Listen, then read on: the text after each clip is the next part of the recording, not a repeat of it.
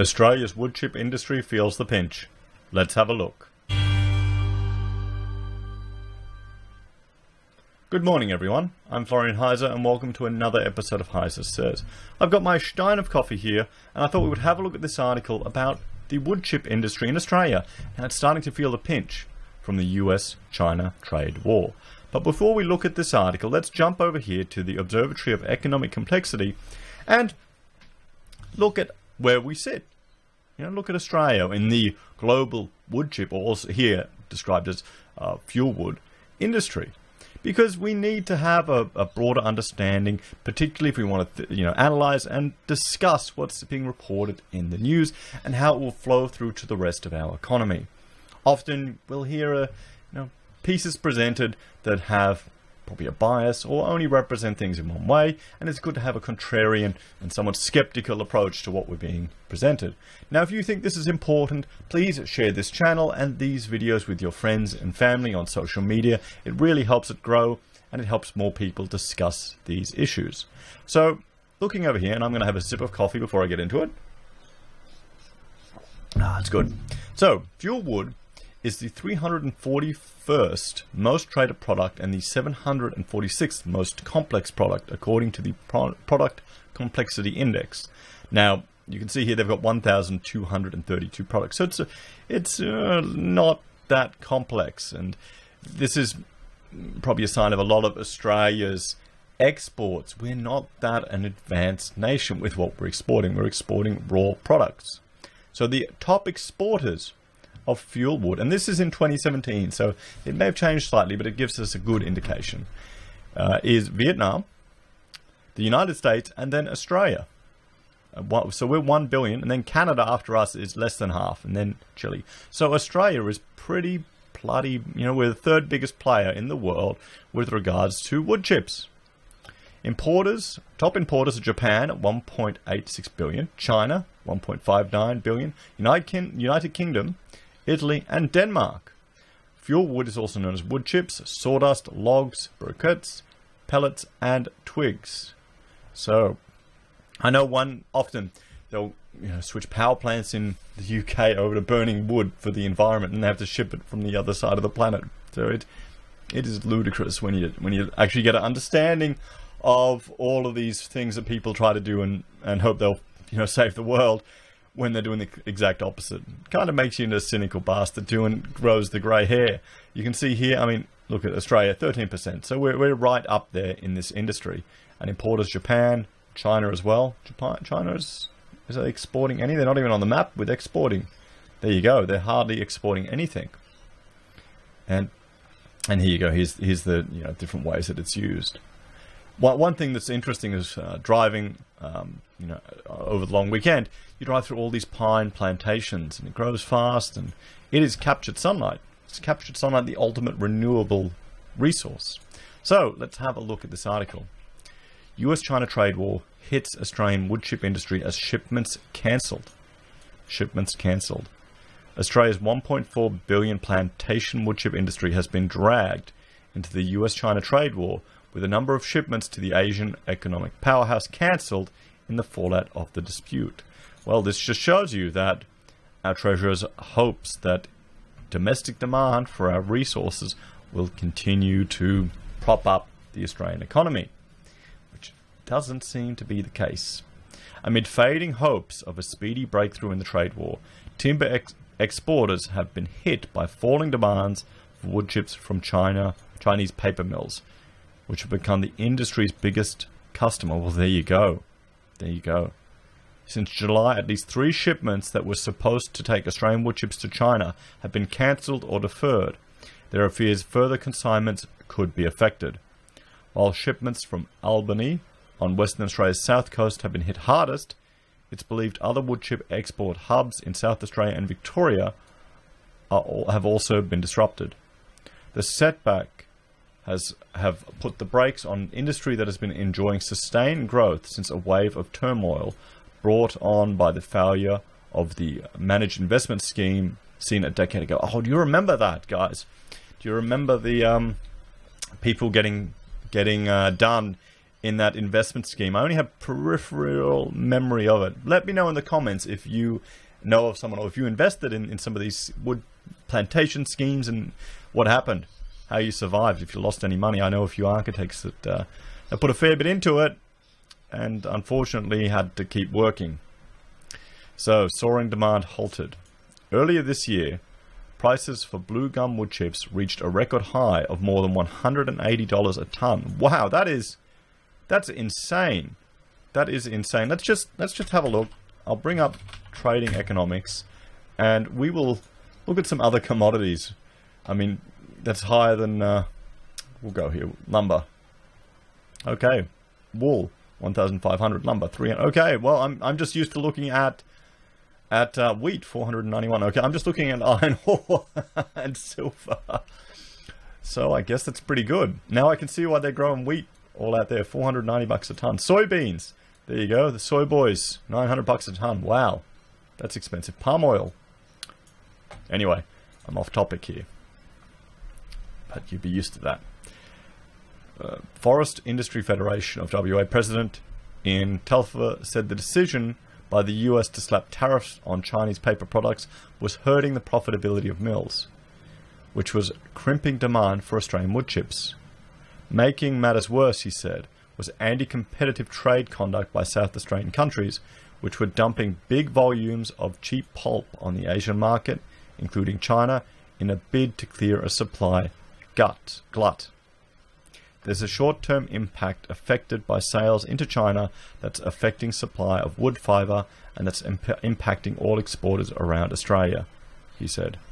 China is obviously affected by the ongoing discussions that's affected packaging. A lot of our fibre goes into a range of paper-based products, but particularly packaging as well. So as exports out of China decrease, so does demand. That, coupled with the influx of pulp into China from South America, drove the pulp price down, and that's affected the profitability of some of their mills. There's a short-term blip, if you like, as a commodity exporter, but one that will trade through and will restate itself in time. Hopefully, but that's going to have flow-on effects, and if it continues, there you go. But it's showing you as well how South American, dumping of this product can affect the price. That's no different to their reduction in ability to produce iron ore from Brazil affected the price here and gave a benefit to Australia, and it flew through to our government surplus. And now they're back online. That's going to change. So we are in a global economy one way or another, so we're affected by all these other issues around the world. So they hope it'll be a short-term problem. Giant plantation forestry owner New Forests, which manages a global portfolio worth about $6 billion, confirmed some of its shipments had been deferred because of the trade tensions.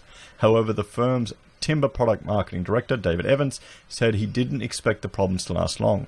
Some shipments to our North Asian clients have been delayed due to a combination of sudden changes in the market conditions in China and the overall economic tensions between China and the US, Mr. Evans said. New Forest understands the conditions will gradually improve and fully expects our business to return to normal over the course of the next few months. The pulp and paper markets in North Asia go through cycles. However, the fundamental bottom line is there is a fiber deficit in this industry, and New Forest certified plantations remain in a key position to service those markets. As demand from Chinese buyers slows, Mr. Telfer said contractors involved in the timber industry had opted to bring forward scheduled maintenance work, send staff on leave, reduce hours to minimize any damage. Well, there you go. These are the first tricks that you do before you fire people. These are the first things that you do before you fire people.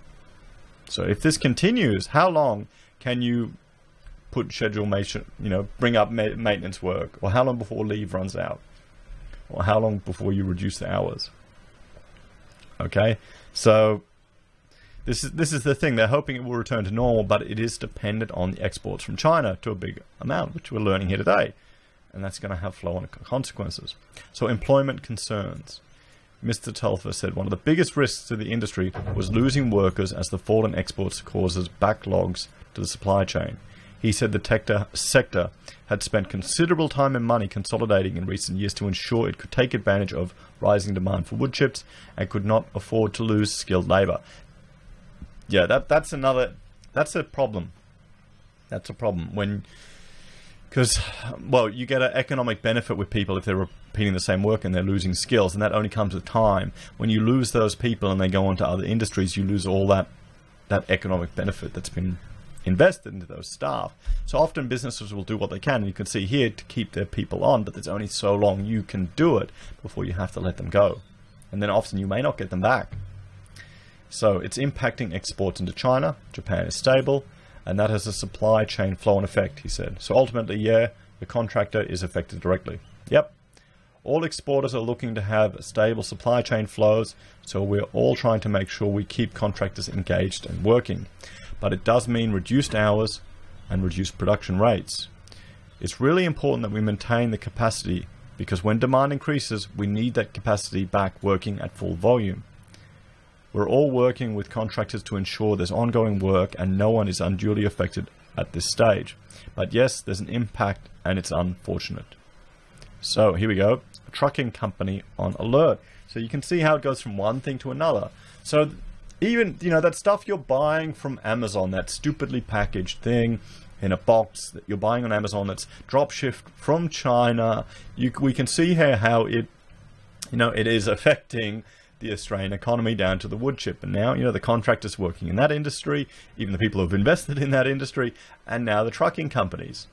So, one thing leads to another. But I'm sure, housing will boom up and support these truckers. So Southern Haulage, a WA-based company that handles timber haulage and carries out shipping services on tree farms, said it had to reshuffle its operations in response to the slowdown. Owner Chris Pavlovic said that although he had not been required to take any drastic action yet, he was facing a period of reduced output. One of our major customers has indicated we may need to drop our production to 80%, and they've planned on sending us to lighter plantations that are further out from the port of Albany, Mr. Pavlovic said. I would think other contractors, will be trying to do what we're trying to do and move into the lower yielding plantations further out from port so we can maintain as many staff as possible. It's a very highly skilled industry, especially in the harvesting and wood chipping environment, and it's very important that we retain staff because we're competitive with a fairly buoyant mining industry as well. Or we're competing. Well, yes, that's the problem they'd have in WA. And I've had mates here, Sparky mate, and his issue was the guy, he trained them up, and then they'd just bugger off to the mines to earn double the money. No loyalty, which is understandable, but then they hate it there and they come back and they want their job back. So, and once staff leave the likes of Albany and the regions, it's difficult to get them to come back. So future looks bright, despite stall. Okay, why? Despite the challenges, Mr. Pavlovic said the industry was in a better position to ride out any trade shocks than others, and he was comfortable about its prospects. Well, there is always going to... Is there? Well, yes, no, there will always be a demand for paper, and with the internet, there's even more demand for paper. We're printing more stuff. The good thing about the timber industry is that trees don't perish like fruit and livestock, he said. That's a very good point. That's a good point. It's I haven't even thought about that, but you're right. You can just store them. And I guess, they will perish eventually, but not at the same rate. If you defer the harvest, they just get bigger. Okay, well, yeah, you'd leave them in the ground. What am I thinking? I've only had half a coffee today, so I'm not running full capacity, guys. Chop them down and sit in there, bloody fluorine. Come on. It was a sentiment echoed by Mr. Telfer, who said the long-term business case for Australia's plantation timber industry was strong. There are forces bigger and stronger than us, such as the Chinese-US discussions at the moment that do have an impact, he said. Beyond the short term, I'm very confident that demand will pick up again and we'll be back in business as usual, and people will be busy. We just need people to grow more trees to meet the future demand. Okay, well, that's good. But no mention of, the drought that I've seen out west here in Queensland. But then again, the plantations, I guess they just grow over time. They seem to be doing fine. But this will flow on to the economy and these workers and these contractors if it continues. We're already starting to see that here. These are the initial stages of cutting costs and doing what you can to keep your team going. So the key points, again, Australia timber exporters have been hit by falling demand from Chinese paper mills for wood chips. 3 Aussie wood chip shipments have been cancelled or deferred since July. The industry says demand has decreased since the US put tariffs on Chinese paper products. So guys, are you working in this industry? Can you share, let us know in the comments if it has affected you. Do you know someone who's, in the trucking game and has had to reduce their capacity? Or do you have family members that work in these areas which support these mills? Let us know what you think. And, it's going to be interesting to see where this leads if they have to take more drastic action. Anyway, guys, like, share, and subscribe. Thank you for watching the video. If you would like to help me produce more content like this, please, I have a Patreon, I have Subscribestar. Chuck me a couple of bucks. It all helps, and I really appreciate it. Anyway, I will see you all next time, and take care. Bye for now.